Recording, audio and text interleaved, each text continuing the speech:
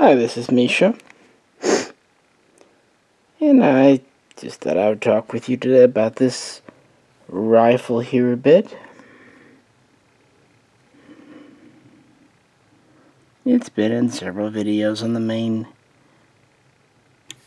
Mishaco channel.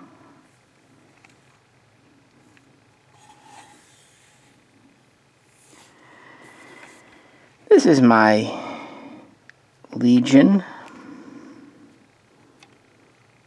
Russian AKM.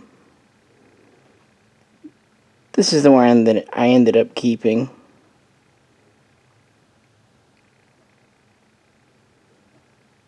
I kind of liked that it was a late feature gun. And the story behind these is kind of neat.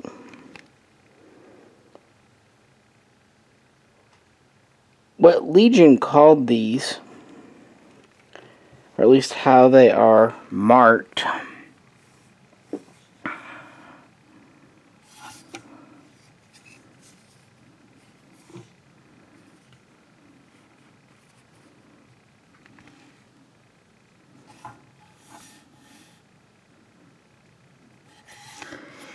is VEPR-KM, which confused and even I think a little bit angered a few people because they didn't really understand the whole reason for the naming convention behind these. What happened over in Russia, Molot has been taking old military guns out of storage, most of them just that have been in storage for ages untouched, converting them to semi-auto over there and selling them on various civilian markets wherever they're legal, which to be fair aren't many places. Well, those guns are not... I'm gonna sit down, guys. Sorry. Most of those guns, of course, would not be importable to many nations, including the US of A. The whole once a machine gun, always a machine gun thing. Well, what Legion USA ended up doing, since they couldn't import the whole gun, they imported a parts kit. So VEPR-KM was the designation the semi-auto would have had in Russia. The receiver and barrel were demilled per ATF specs. And then Legion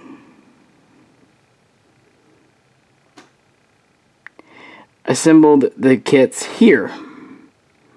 And this is neat because A, the parts are in very good condition, even the wood furniture. And generally speaking, the parts kits were matching, at least trunnion, bolt carrier, and usually a lot of even the smaller parts.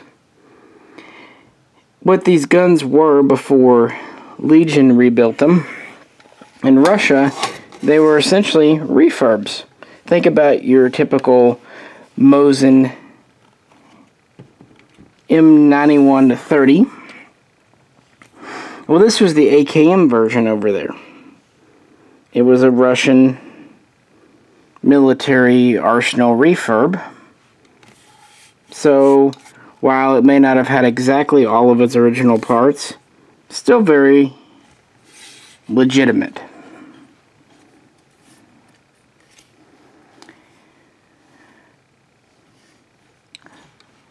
Legion was assembling these on to Childers receivers, which do have Russian-style selector markings, what people think of as the A and the B. And the Childers receivers are nice because they're actually made from shells imported from Poland. And these shells come over already bent. And they already have the dimples and the XY stamps. What happens in the USA, they weld in the rails and they heat treat to turn what is considered a non-receiver, what we think of mostly as an 80%er, into a full receiver. So these receivers are made over in Poland using original stampings or the machinery for stamping, obtained from the Soviet Union way back when they still existed. So the receiver's pretty legitimate.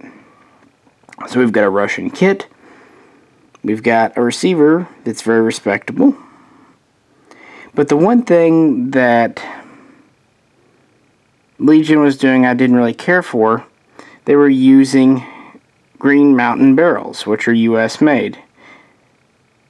Now they did go with the chrome line version, so they weren't going cheap. They were doing the more expensive barrel. But being Green Mountain, they weren't cold hammer forged, and they simply weren't com block. So I approached Legion, asking about if I supplied some Polish barrels made in FB Radom, formerly Circle 11, if they would use those barrels to build up some of their kit guns. And I specifically asked for late 70s type kits because I think they have some neat features like this gas block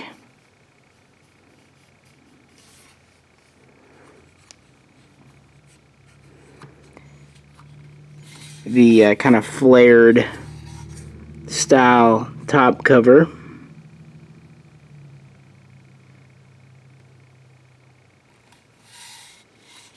And I really like the kind of AK-74 style side sling mount here. Anyway, Legion agreed. I sent them the barrels. A few months later, they had me some guns ready. And those I received right before Christmas of 2017. Now, for those who care, the 922R parts we used were the muzzle device, receiver, of course,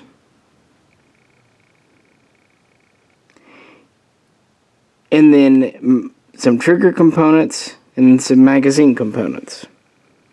Not ideal, but you know, it kept the handguard and the pistol grip and the buttstock Russian, and also the gas piston.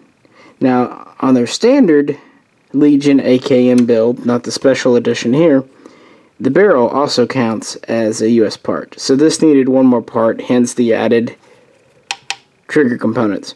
Now, what I've liked to do the last several years is Fime Group in the US makes a complete trigger group that is essentially an exact copy of the Molot semi-automatic trigger group. The shape of the trigger and all that. They used them in their VEPR-FMs, and that was also the semi-auto trigger group that Molot put in the VEPR-KMs. So using the Fime trigger group, we preserve the very authentic look and feel while still satisfying a admittedly extremely stupid law, but you know, it is what it is. These would ship with one magazine, cleaning kit, sling, and even a bayonet. Now, the bayonet would not serial match the rifle, but did our absolute best to make sure you would get a Tula or an Ishas depending on what your rifle was.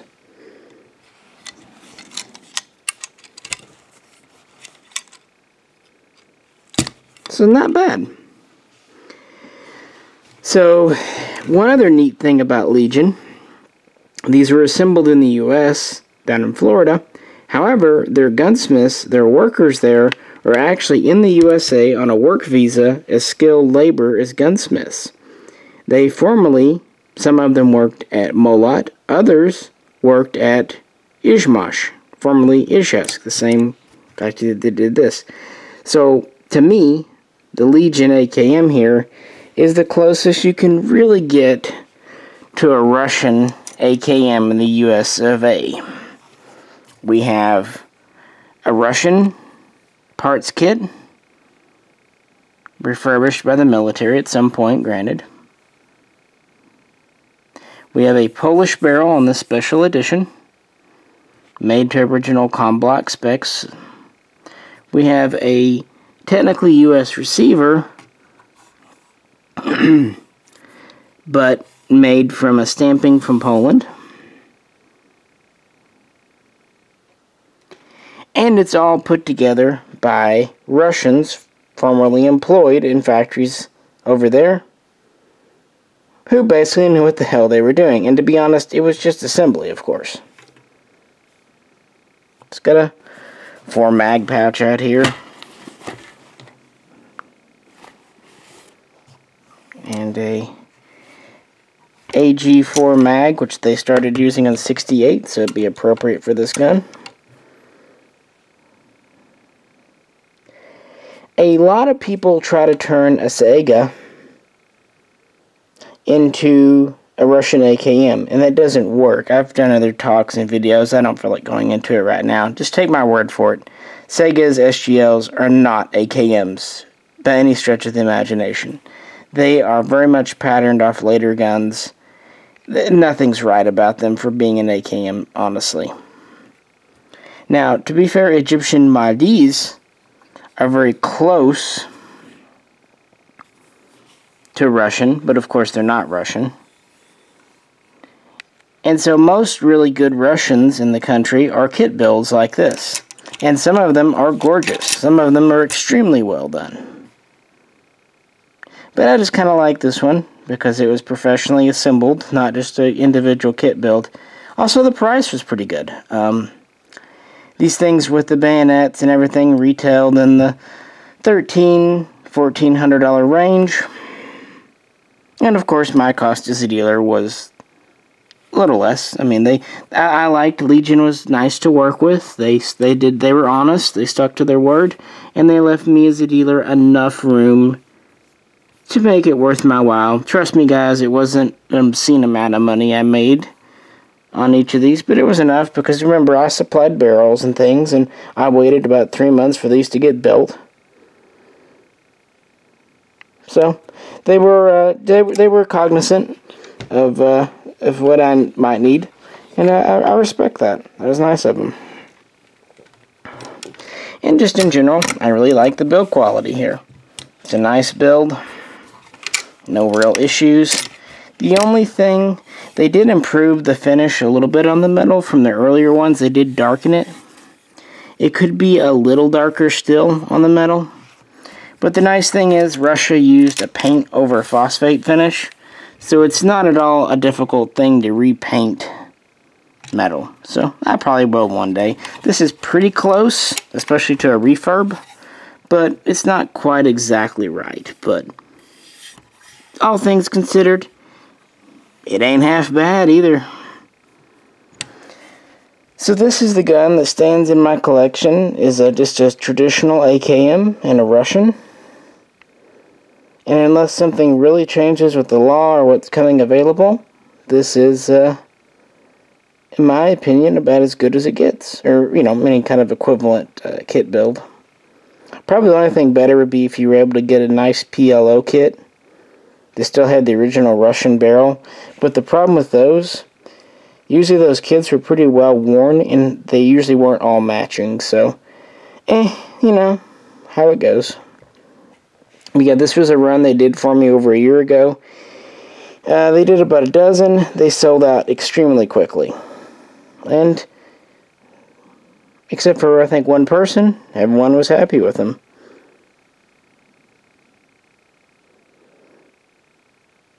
Just that I'd share. Like I said, I know this has been in other videos, but I wanted to talk with you about something, and hey, this seemed like as good a topic as anything. So I'd love to hear about your own unique and interesting AK builds, if you'd like to share them in the comments. And if you could, like, share, subscribe. Check out the main page over at Mishaco for all kinds of other stuff. Well, this is Misha, and I will catch you next time.